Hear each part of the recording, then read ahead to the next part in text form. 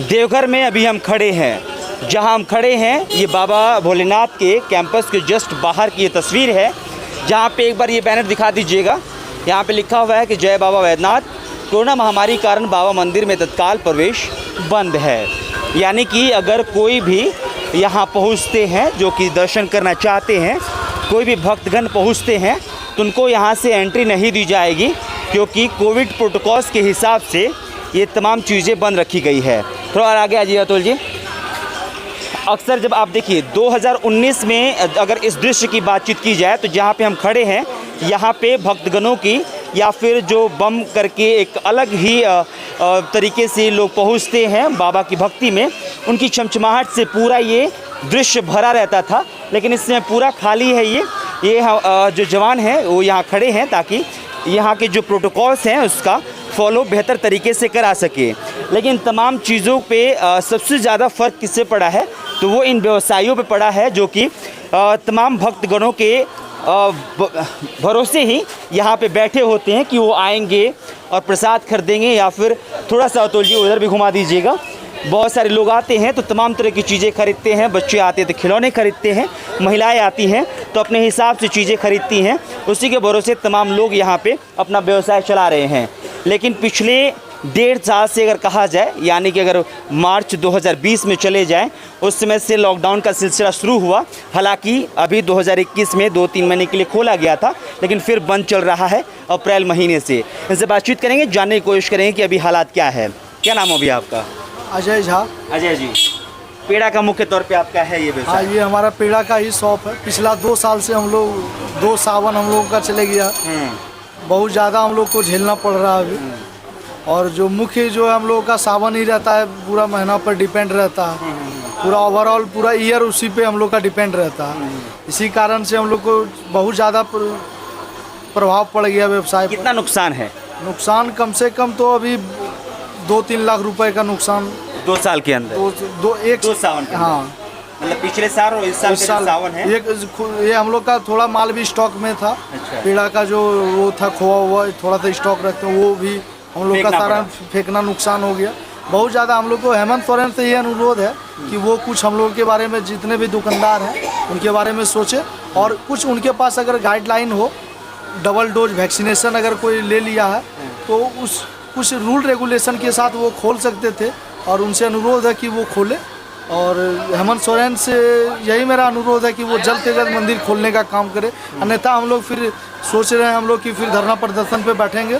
और अगर सावन तो हम लोग का चले ही गया, लेकिन उम्मीद है और उनसे अनुरोध है कि वो भादों के पहले सप्ताह से मंदिर खोलने का काम करे। भादों में भी काफ़ी लोग आते हैं। भादों में भी चलता है। भादों में अगर खोल देंगे तो कुछ हद तक स्थिति दुकानदार समूह का ठीक हो सकता है। भादों कौन से महीने शुरुआत होगी? सावन के बाद, बस ये सोमवार खत्म होगा। सोमवार का जो लास्ट अंतिम सोमवारी पूर्णिमा हुआ, वो रक्षाबंधन के पूर्णिमा के बाद भादों पड़ता, उस समय से। अच्छा, लगभग सितंबर की शुरुआत में इसकी शुरुआत हो जाएगी। क्या हाल है भैया? बहुत बुरा हाल है।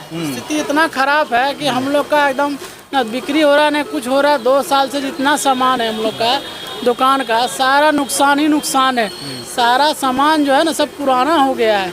ग्राहक नहीं आता है। मंदिर के चारों तरफ बंद है। अब बंद की स्थिति में सारा बेरोजगार हो गए हम लोग। हमारे अंदर जो 3-4 स्टाफ खटते थे वो भी बेरोजगार हो गए हैं। ऐसी स्थिति हो गई कि बाल बच्चा को पढ़ाना लिखाना क्या कुछ नहीं कर पा रहे हैं। और ऊपर से 2 साल का कर्ज हो गया है। इतना कर्ज हो गया है कि हम उसको ऊपर करने के लिए 4-5 साल और मेहनत करेंगे, तब जाके हमारा पूर्ति होगा कि नहीं होगा कोई ठिकाना नहीं। अब चलिए, तो फिलहाल देवघर से लगातार हम आपको तस्वीरें दिखा रहे हैं। इधर थोड़ा सा अतुल जी आ जाइएगा, बाइक को भी जाने दीजिए। एक बार ये दृश्य दिखा दीजिए।